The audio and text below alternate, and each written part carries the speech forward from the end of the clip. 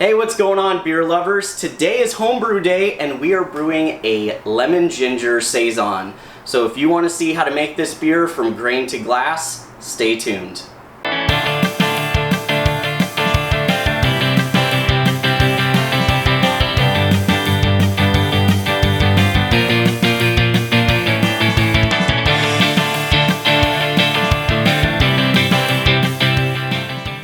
Hey everyone, welcome back to another episode. I'm Jeff. And I'm Jacob. And today we are brewing a Lemon Ginger Saison. So I myself, of course, am excited that Jeff's finally doing a Saison. I think I've been mentioning that to him for almost as long as I've known him. So yeah, I'm super excited. Saisons are probably one of my go-to summer drinks. I think they are perfect for just drinking outside, enjoying some nature, grass, and just a breeze of the fresh air. They're great, and you can make them kind of however the hell you want. So why not make one? Hence why I'm doing lemon and ginger. So speaking of lemon and ginger, let's go ahead and take a look at the ingredients.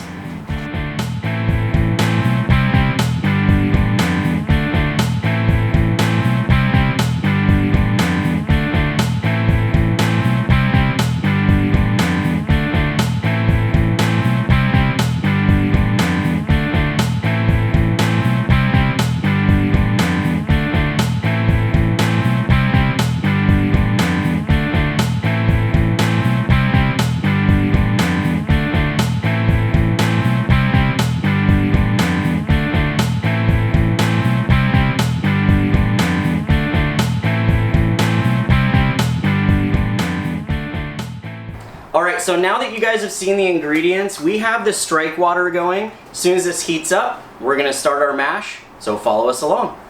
So Saison is kind of a weird category of beer because there's not a very specific, narrowly defined definition for it. It kind of covers a pretty wide range of beer flavors and brewing techniques.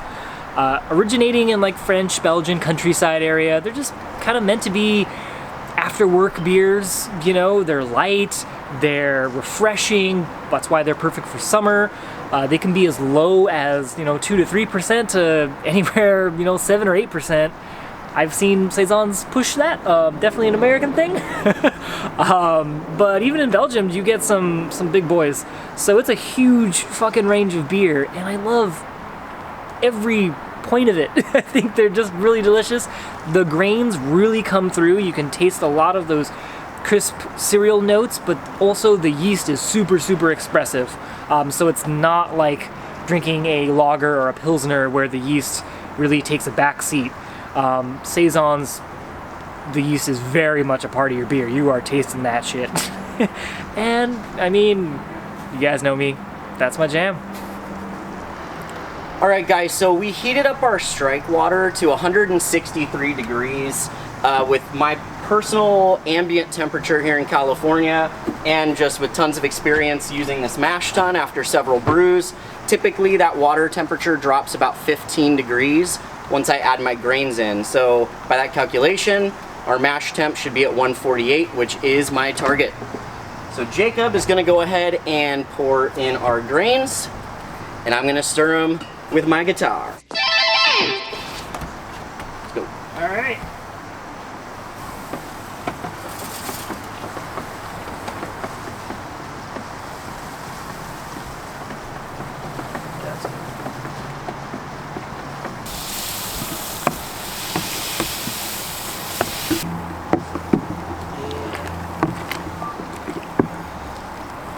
Alright guys, so our initial mash is complete. We've waited an hour. So now the next step is going to be to vorloff this wort. Vorloff is a German term.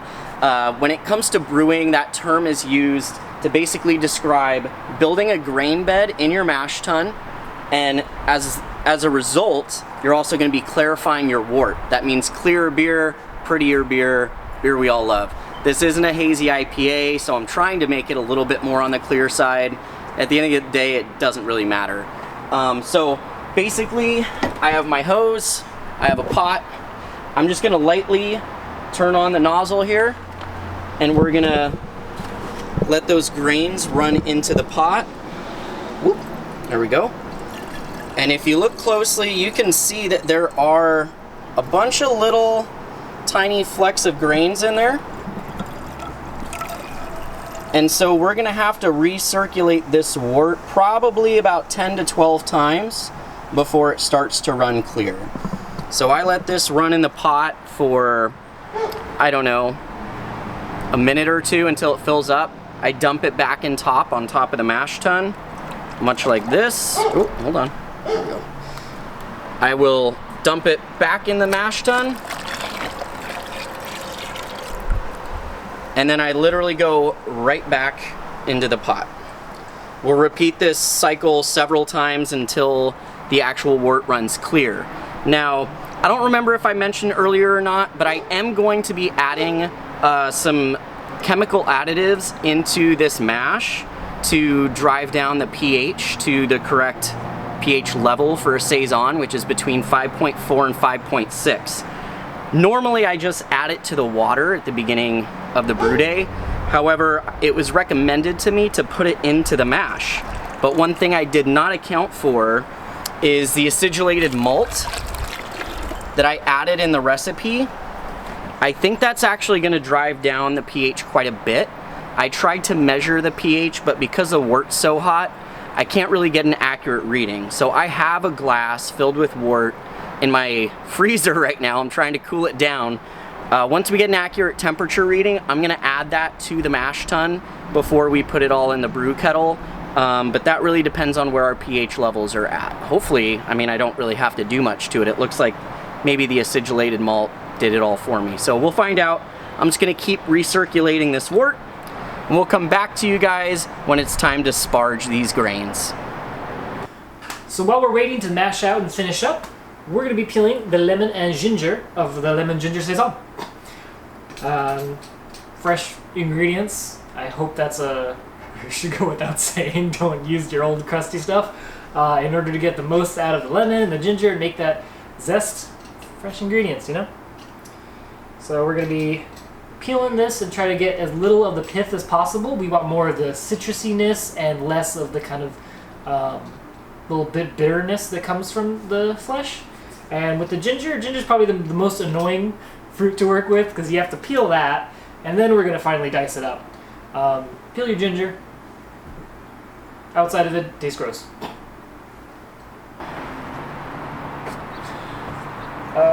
Focusing, sparge time! It's sparge time!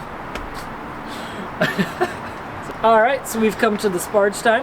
We're going to grab some fresh hot water, pour that over the grains, and grab whatever leftover sugars they got. You're gonna give it up. You're gonna give it to me.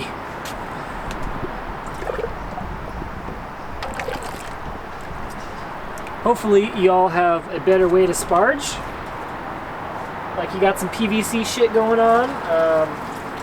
Jeff don't have that. I'm poor, help me. We on a budget.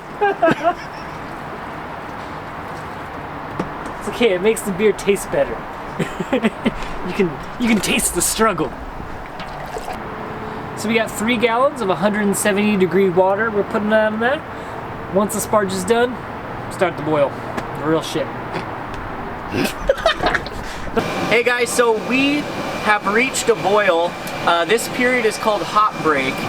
And what you want to do is you want to make sure that you're keeping an eye on the actual brew kettle, because at this point you're going to get a lot of the foam and it's going to want to reach the top of this and overflow. So you keep a close eye. You can adjust the amount of heat that you're distributing to it. So in case it's getting close to overflowing, just turn down the heat a little bit. When it settles out, then you can crank it right back up. To be honest with you, I don't know if this is really gonna be a problem with this brew, but some are. It really depends on what you're making and what you're doing. I think there's not enough proteins in this batch to really be a concern. So we'll keep an eye on it. And then like I said, if we have any problems and it goes up, then we'll turn down the heat. And then as it settles, we'll turn the heat back up. But yeah, it looks good. We got a rolling boil, baby. Zoom in on that shit. Alright, so we're at the top of our 60-minute boil. Time to add the hops, and I'm pretty sure Jeff only buys Cascade hops just so that we can have Craft Cascade dump them in. I'm not mad. Smell fucking good. Here we go, 1 ounce, Cascade hops. Woo! Woo. All right, guys, we got about 15 minutes left in our boil. I have our wort chiller right here. We're gonna sanitize this by putting it in the boiling wort, just dropping it right in. If you haven't seen some of my other videos around homebrews, I always recommend that you leave the hoses, ow, fuck, that's hot. You leave the hoses not touching the brew kettle. The reason why is because you don't want the heat to melt the plastic. So make sure that you're keeping an eye on that. On top of that, we're also gonna add some yeast nutrient. The yeast nutrient is gonna help the yeast find those sugars, be more active, eat it all up. We want a nice clean fermentation, and this is gonna help us get there. Normally you're supposed to measure it out. I never do. Usually it's like a tablespoon, I would say. Something like that. I don't know how much I added. We'll just add a little bit more. Who cares, right? Lastly, we're gonna add a Warflock tablet. Warflock tablet is used to help clear your beer. I don't necessarily need this beer to be super clear, but given my track record with trying to make clear beer and it always comes out hazy, I figure it can't hurt. We're just dropping that right in. And we only have 2 additions left, and that's happening right before Flameout. That's gonna be our diced ginger and our lemon peel, so stay tuned for that. All right, it's the moment I've been waiting for. Time to dump in the ginger and lemon. Woo. This is about to get really smelly in the best possible way.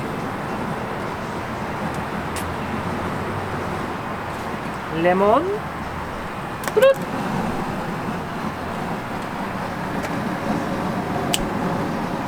And now, we just sit back and enjoy the aromas. All right, guys, so we are done with the boil. Now it's time to cool down the wort. We have our wort chiller running through the sink. So if you take a closer look, we have cold water running through the sink, and then the other end of the wort chiller is actually running into our fermenter. And the reason why is because that's nice hot water mixing with star sand, which is gonna make for, you know, an easy way to sanitize our fermenter, and we're not wasting water. So I'd recommend you guys do that. It's just a way to conserve some of the water that you're using to cool down your wort. It's just more helpful. But anyways, we're gonna cool this down to pitching temperatures, about 78 degrees, 76. Saisons actually can ferment, at least with the yeast that we're using, can ferment anywhere between 72 to 80 degrees just fine. So once we get down to that temperature, we're gonna pour this into the fermenter, oxidize it, pitch it, we done. So stay tuned. All right, guys, so we have cooled our wort down to 78 degrees. I'm gonna go ahead and move it right into the fermenter. Typically, we would literally just pour the brew kettle into the fermenter, but to be honest, I didn't use my hop spider, so there's a lot of particles in here. You got your lemon zest, you got your ginger, you got whatever's floating around from the hops. So in order to try to get this beer to be as clear as possible, I'm using my siphon hose, which is typically what you would use to move beer from your fermenter to your keg, or primary to secondary, that kind of deal. Anyways, very simple process. Let's get a little pumperoonie. And if you look down, you will see that it is gonna slowly fill up in the fermenter. As soon as this is full, it'll be time to pitch the yeast. So I'll see you then. Alrighty guys, we have moved the wort into the sanitized fermenter. I did measure the gravity. It came out at 1042. Our goal was 1045, but to be honest, this is something I told Jacob earlier. I'm okay if this comes out as a lighter ABV beer. A Saison, in my eyes, of what I was looking for, is a super crushable, super light, just refreshing beer. So, I mean, based on those projections, it'll probably come out at about 4%. I'm okay with that. 4.5, yeah, super good. So what we have left is we need to pitch the yeast. So we're gonna do that right now. We're gonna put our airlock on, and then we wait. Now, if you guys saw my previous episode where I showed you how to make a yeast starter, this is actually the yeast starter right here that I used in that video. There is a magnetic stir bar in here. What I've learned is that with these flasks, they actually do a really good job of making sure that it doesn't pour into the fermenter. You just gotta be a little careful. So I'm gonna pour it in right now. Here we go. Just go nice and slow. You'll see it, don't worry, it'll appear over time. There she is. Beautiful. And now, ladies and gentlemen, we have pitched our yeast. We got our airlock. I have it filled with sanitized water. Let me just put the cap on. So we're gonna let this sit for a couple weeks. I will be testing the gravity over time. Our goal is to get down to 1001. Hopefully we get there. But you guys will be seeing me next time when it's time to keg this bad boy. So I'll see you then. 4 to 6 weeks later. Hey everyone, welcome back. It has been 5 weeks almost since brew day. I've let this thing ferment quite a bit during this process. I checked the gravity reading at about 3.5 to 4 weeks. It wasn't quite where I wanted it to be, so I figured I'd let it just keep going. It did seem like it was still fermenting, just very slowly. But today's kegging day. I don't care if it's not ready. I'm thirsty. So before we do the kegging, we're gonna go ahead and check the gravity reading. So I'll go ahead and do that right now. And it looks like it's coming out at 1001. So 1001 was actually my goal with this beer. It was 1004 about a week and a half ago, so I'm really glad that, you know, I was able to bring it down a little bit more. That's gonna make like a much cleaner, crisper finish, hopefully. But yeah, so now it's time to keg. I have my sanitized keg directly below from me right here. I have all my sanitized tools over here. I have a siphon wand and a hose that I'll be running into the keg. And yeah, let's go ahead and get started, shall we?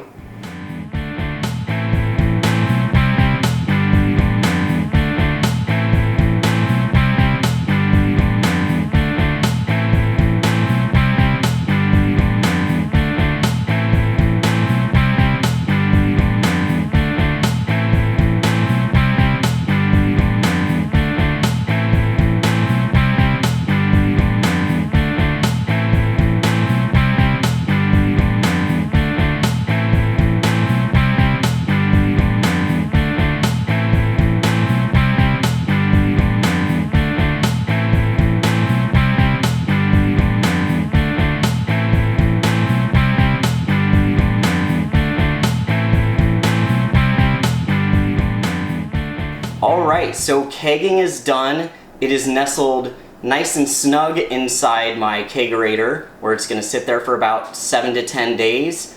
Then we're going to go ahead and pour it and let you know what we think. So we'll see you then. 1 week later. Hey guys, welcome back. It's been about 10 days since I kegged the Lemon Ginger Saison, and we're going to go ahead and try it today. So without further ado, I'm going to go fill up the glasses right now.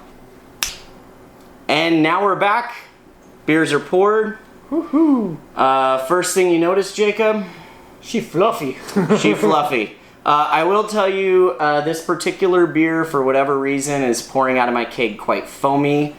This is the beginning of the keg. For all you professional brewers out there, if you have any idea what's wrong, let me know in the comments. This journey's been a fun one. If I were to give advice to anybody who's brewing a Saison in particular, or probably any really low craft beer, give it time. When it comes to IPAs or Hess or any other kind of beer style really that I brewed, it's done in about a week and a half to 2 weeks fermenting. This ended up fermenting for about a month before I kegged it. After 3 weeks, it was down to 1004. I wanted to get it down to 10:01. I let it go for one more week. It was at 10:01. So with this beer, patience is a virtue. Luckily, it wasn't as long of a wait as that damn lager that I made, that rice lager. It took forever. It was worth it. Yeah. But anyways, looking at the beer, I gotta say, the sun right now is setting, and it's giving a really cool color and shine off to this beer. You probably are not catching it on the camera, but it's very pretty. And the head is just like a fluffy little cloud, right? It really is, yeah. It's like a super soapy head. Like just super soapy. Like this looks like a slow pour Pilsner almost. Right? Yeah, yours does, yeah, like I can even do a little jiggle. A little jiggle jiggle.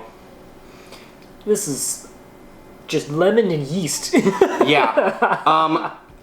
On the nose alone, tons of lemon, tons of the like spices from that Belgian that just yeast. estery yeast is all just... it picked up beautifully. So let's go ahead and dig in, man. Cheers.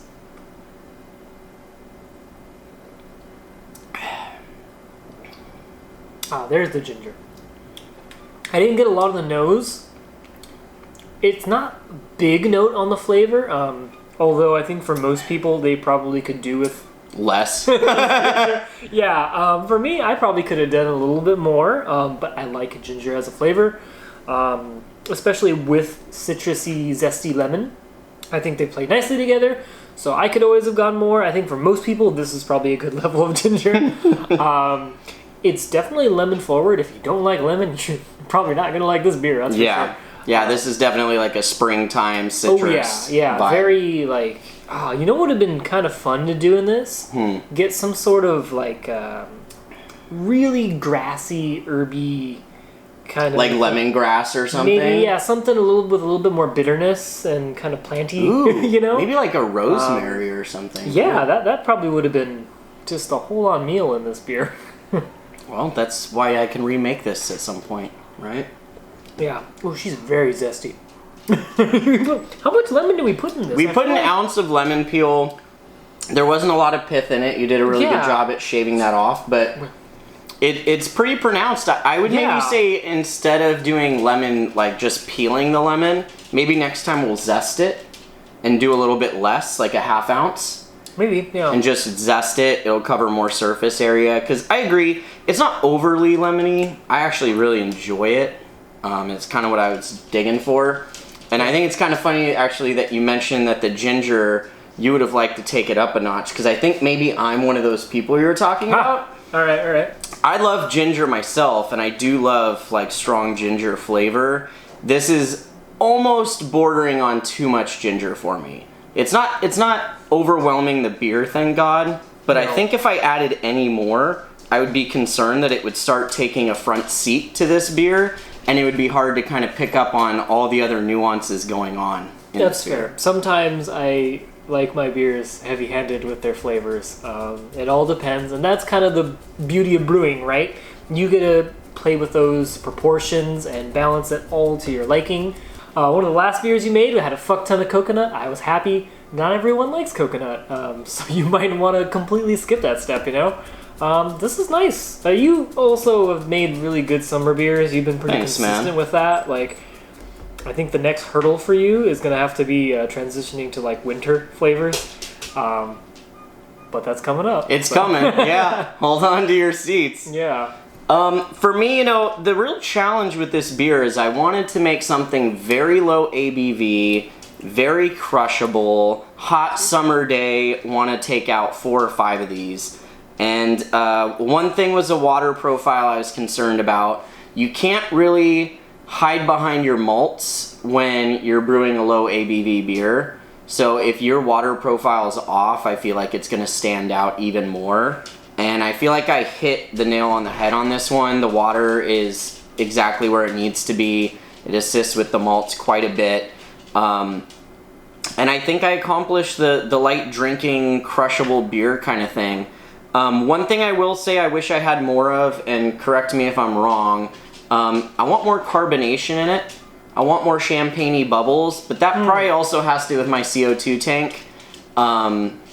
I could always pump more pressure into this to get more bubbliness, but I was tired of waiting, to be honest with you. So I wanted to drink it now. Yeah, I don't blame you. The only thing with the more carbonation, which I don't think is a bad thing, especially in a Saison, I think that's the style. It's very spicy, the finish. There's a lot of just spicy flavors from the yeast plus the ginger and lemon. Yeah. That more carbonation might, like, your tongue might get kind of overloaded with how much, like, tickling is going on. Yes, okay. But that nice spicy finish, I think you could probably easily make this like a winter beer. Yeah. There's just a nice quality of spices going on the finish. It's delightful. I mean, once again, not for everyone because of those spices, but I mean, California, this is shit that we're kind of looking for when we're hanging out and just relaxing and, you know, just want to drink beers together. There you go. So there you have it, guys. I'm very satisfied with this beer. Jacob, you like it? I do. Excellent. So there you have it, guys. That's your grain to glass tutorial on how to make a lemon ginger saison. Tons of things I would do differently next time, but very satisfied with the final results. If you've ever brewed a beer like this, I would love to hear your input. What were some things that maybe you would have done differently? Is there anything that you saw us do during the brew process that maybe we can do differently next time to enhance the flavor? I love the feedback. I would strongly encourage any of you guys out there who are trying to venture outside the safe spot of IPAs and stouts, try to brew a Saison. I was so scared to brew a beer like this because I thought I would screw it up. And honestly, just pay attention to your details, do the best you can. It's really hard to fuck up beer when yeast is really the one in charge of it. Take care of your yeast, you'll be good. So thanks again for watching. If you enjoyed this episode, please give us a thumbs up, share with your friends. If you haven't already, please subscribe to the channel. We appreciate the support and it encourages us to make more episodes like this one. With that being said, I'm Jeff. And I'm Jacob. And we'll see you again on Let's Have Some Beer. Cheers. Boop. Hey, what's going on, beer lovers? Today we are reviewing a beer from Stone. It is called Notorious POG. You may have heard of it before. Stone was kind enough to send me a couple cans, so we're going to review it today. So if you're ready, stay tuned.